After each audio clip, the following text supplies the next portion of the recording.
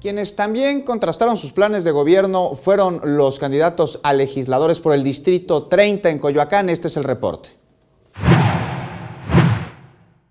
Este viernes se llevó a cabo el debate de los aspirantes a ocupar el cargo de diputación por el Distrito número 30 en Coyoacán, en la Ciudad de México, organizado por el Instituto Electoral de la Ciudad de México.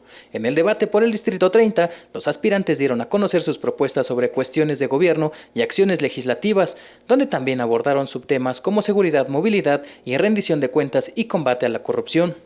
En esta edición se contó con la participación de 5 de los 6 candidatos, quienes centraron sus propuestas en la transformación de Coyoacán. El candidato que no asistió a este debate fue José Giovanni Gutiérrez Aguilar, de la coalición por la Ciudad de México al Frente. El primero en empezar de acuerdo al sorteo fue Gabriel Vargas García, representante del Partido Humanista, quien propuso mejorar la movilidad de la delegación e impulsar una iniciativa donde las empresas contraten a jóvenes recién egresados de sus estudios y personas de 40 años en adelante, así como una ley que apoya a jóvenes a adquirir una vivienda de bajo costo. Por su parte, Jonathan Colmenares Rentería, representante del PRI, expresó que fomentará las actividades deportivas y culturales en los jóvenes e incluso becarlos para que no tengan conflicto en terminar sus estudios. La tercera en tomar la palabra fue Laura Hortensia Castillo Vallejo, del Partido Nueva Alianza, quien prometió honestidad y cero corrupción en su administración.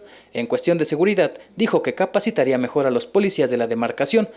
El siguiente en tomar la palabra fue Isaac Alejandro Cunille Silva, del Partido Verde Ecologista de México, quien exigirá transparencia a todos los funcionarios delegacionales y de igual forma propuso vigilar programas sociales en Coyoacán.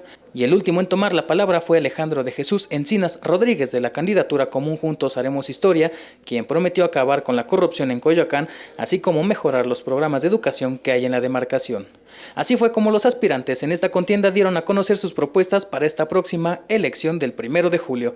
Héctor Mendoza, 21 Noticias.